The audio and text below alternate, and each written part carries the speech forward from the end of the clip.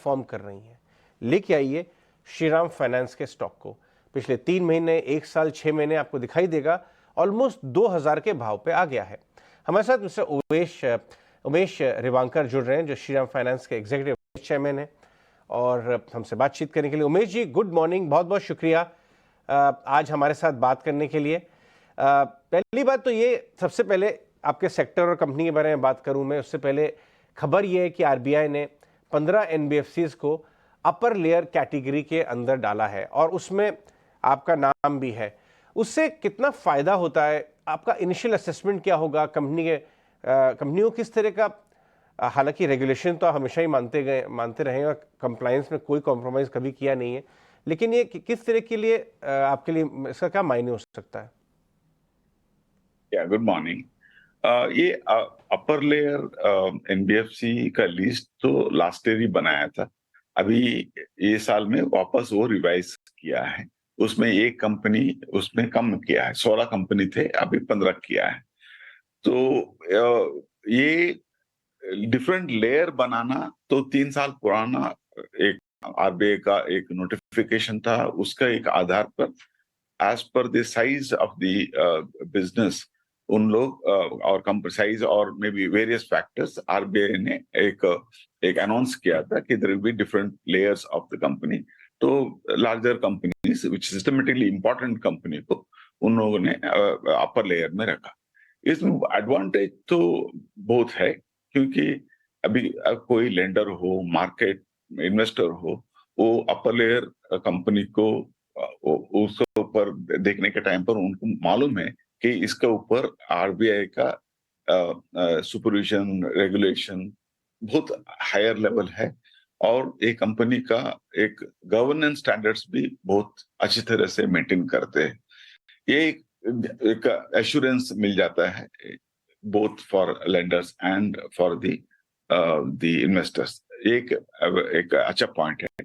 दूसरी ये है, as far as the running is concerned or the supervision is concerned, we are on par with, बोल सकते हैं कि any scheduled bank.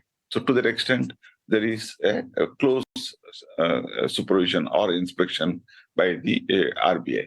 So it helps. ये बहुत एक अच्छी बात है कि हमको उस तरफ का एक गाइडेंस मिल रहा है रेगुलेटर के साथ, और उनका एक इंटरेक्शन से हमारा एक इम्प्रूवमेंट हो जाता है बिजनेस में। तो that is, these are all the advantages.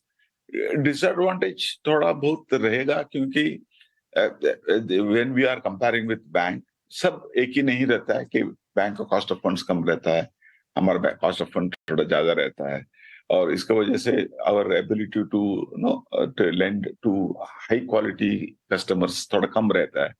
So most of the NBFCs we lend to the customers who are smaller businessmen and smaller ticket size, and sometimes they are not rated or ऐसा रहता है. So depending upon our strength, our maturity, our experience, knowledge, हम अलग-अलग business में हम enter कर रहे हैं और lending कर रहे हैं। चलिए इसी के बारे में बात करते हैं उमेश जी थोड़ा और। मैं देख रहा हूँ आपका सीवी सेगमेंट, जो लोन बुक का सेगमेंट है, वो घट के अब 50% तक आ गया है और बाकी 50% ढेर सारे एरियाज हैं।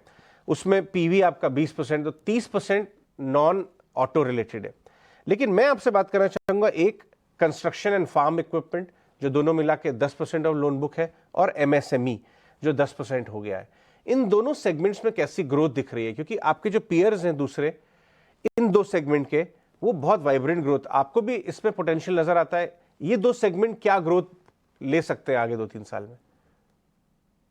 मेरे ख्याल से कंस्ट्रक्शन इक्विपमेंट में ग्रोथ बहुत अच्छा है। स्पेशली अभी गवर्नमेंट ने हमने देखा है कि लास्ट 3 इयर्स में ओवरऑल इंफ्रास्ट्रक्चर में गवर्नमेंट का लॉन्ग टर्म प्लान और स्पेशली लॉजिस्टिक्स में गवर्नमेंट का फोकस, ये दोनों एक बहुत अच्छी बात है, क्योंकि उसका वजह से डिमांड फॉर कंस्ट्रक्शन इक्विपमेंट बहुत बढ़ गया है।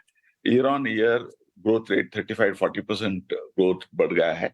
Not only construction equipment, construction related vehicle भी, अभी डंपर आप ले लीजिए, नहीं तो बाकी एक्सकावेटर्स, नहीं तो related vehicle for transportation, cement and steel, ये सब का डिमांड बढ़ जाता है। This are all very positive. मुझे लगता है कि ये ग्रोथ रेट कायम रहेगा at least for 3 to 4 years, 30 to 40% growth rate in this segment. And resale value भी सब इक्विपमेंट मशीनरी का बहुत अच्छा है। अब ट्रैक्टर एंड एग्रीकल्चरल इक्विपमेंट में ओवर द पीरियड इंडिया में ऑटोमाइजेशन ज्यादा हो रहा है, स्पेशली इन द एग्रीकल्चर। पहले उतना ऑटोमाइजेशन नहीं था, तो ट्रैक्टर यूसेज बढ़ रहा है। उसके साथ बाकी एग्री रिलेटेड इक्विपमेंट का भी यूज बढ़ रहा है, स्पेशली हार्वेस्टर का रिक्वायरमेंट और यूसेज बढ़ रहा है। और ऐसे बहुत सारा एक इक्विपमेंट है एग्री में, ऑटोमेशन में ज्यादा यूज हो जाता है। सो मेरा ख्याल से इसका वजह से एग्री का एक एफिशिएंसी, प्रोडक्टिविटी बढ़ गया है, कॉस्ट कम हो रहा है। That's all advantages for larger farmers. Even small farmers अभी they can hire these equipments. ऐसा नहीं कि उन लोग own करना है, they can hire. There are enough medium or small farmers. वो क्या करते हैं? They buy these equipments like tractors, harvester. They use उनका खुद के लिए यूज करते हैं और hire भी करते हैं। इसका वजह से लार्जर नंबर ऑफ पीपल, बहुत लोग ये एक ऑन हायर यूज कर सकते हैं। That's all advantages. सो मेरा ख्याल से ये एग्रीकल्चरल इक्विपमेंट और मशीनरी का यूसेज भी और बढ़ेगा अगले 3-4 साल में। स्पेशली आप देखें तो export, agricultural export, cash crop का एक्सपोर्ट बढ़ रहा है। इट इज ग्रोइंग एट 20%, 20% में cash crops, specially fruits and exotic vegetables क्या बोलते हैं, उसका एक एक्सपोर्ट बढ़ रहा है।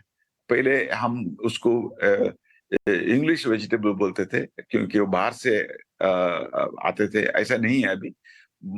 Most of this vegetable India में ग्रो हो रहा है और एक्सपोर्ट भी हो रहा है। ये सब बहुत एक एडवांटेजेस सिचुएशन है और बहुत farmers economy and farmers income इसकी वजह से इम्प्रूवमेंट आ रहा है।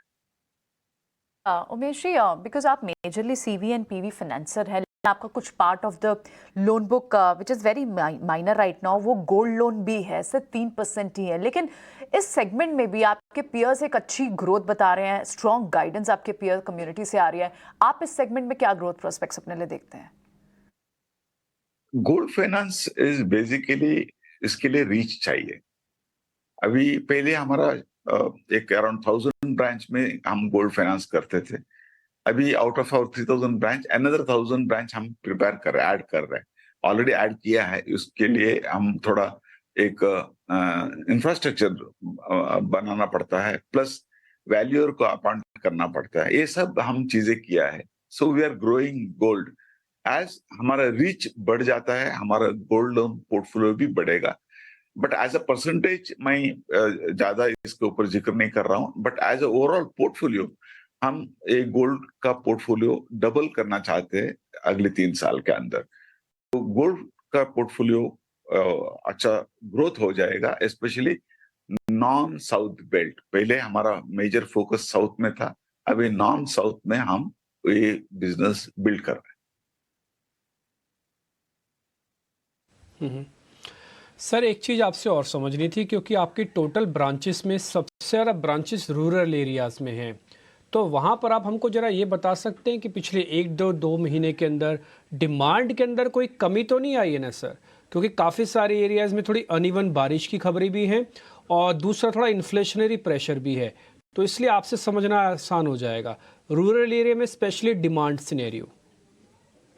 यस, आपको दोनों चीज करेक्ट है। Uncertainty, rain, uneven rains, excessive और नो रेन, ये दोनों थोड़ा एक चैलेंजिंग सिचुएशन है रूरल एरिया में।